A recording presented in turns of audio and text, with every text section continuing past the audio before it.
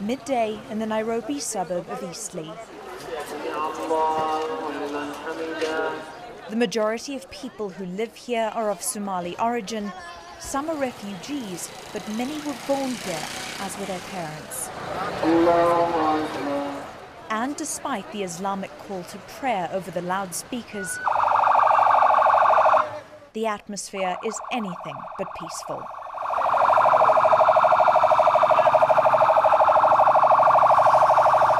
Hundreds of police involved in Operation Usalama, Kiswahili for Peace Watch, take over the streets. They demand identification from civilians and take some away to unknown locations for further questioning.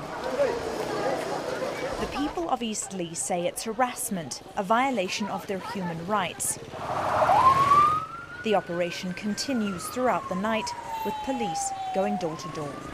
You can see there's hundreds of police officers around, arbitrarily arresting people, asking for their identification. We have experienced problems because they come to our houses when we are not ready. They just come and rush the houses and they ask us for our IDs. When they come in the middle of the night, they shout at you, they knock the doors. Is that not a physical abuse? Especially to the children who are supposed to go to school, to some of us who are sick, and the elders. I call that physical abuse. All the Somalis are surprising what the Kenya police are targeting only in Eastleigh when everything happens in Nairobi or elsewhere in the country. And the police, when they come to the houses of the Eastleigh, they always come at the midnights. Police say Operation Usalama began after members of Al-Shabaab attacked a cafe and hotel in a busy nearby suburb. Several people were killed and dozens injured. Move aside! Move aside! Security services have come under massive scrutiny since the Westgate attack in the Nairobi capital, when Al-Shabaab gunmen killed 67 people. Since then, there have been several more attacks, from grenades in Mombasa to improvised explosive devices on buses in Nairobi. They've terrified the nation. But Human Rights Watch says that's no excuse for abuse by security services. Well, since the beginning of the operations, we have regularly been monitoring the situation, going to detention facilities to look at conditions there, and the level of the abuses we've been finding has been shocking, both in terms of how the operations and the arrests have been happening. We've been documenting cases of arbitrary arrests, of brutality also by the security forces during the arrests, but also in terms of the conditions inside the detention facilities, dire conditions, lack of access to basic sanitation, but also in terms of individuals being detained for prolonged periods of time beyond what is stipulated under Kenyan law, including under international law. It's estimated that around 4,000 Somalis have been detained in the security sweep and several hundred deported, either back to Somalia or to the refugee camps along Kenya's border.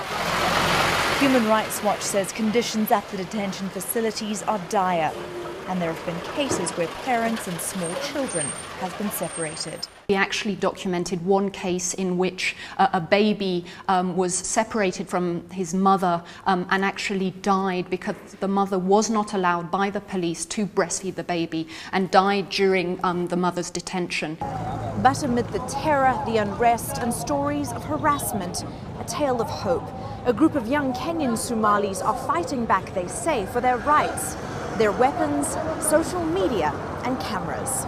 We came up with this campaign where we said, let's get people to send in photos with really strong messages to stem the ethnic profiling that was going on in Nairobi and other parts of Kenya. They loaded the photos and messages onto social media, and the response, they say, has been overwhelming. Eastleigh was literally looking like a war zone at one point. And that's predominantly a Somali community area. So everybody was empathetic, everybody was supportive, and It just went worldwide. One thing I know is that a human being is a human being regardless of his ethnicity, regardless of the texture of his hair, and it felt like we needed to show that Somalis were also human beings and that we were also suffering with our Kenyan brethren, and that's what we tried to aim at.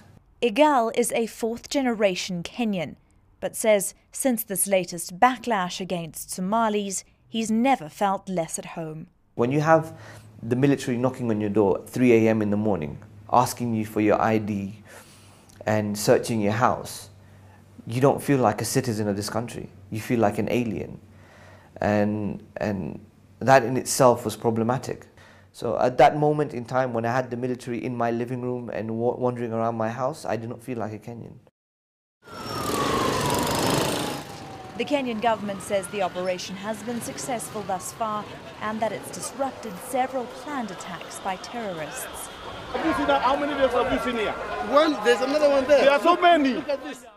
And security services say the operation will continue until the terrorists are flushed out and Kenya is safe. No matter, it seems, of the social consequences. Robin Creel, Nairobi. Know more. eNCA.com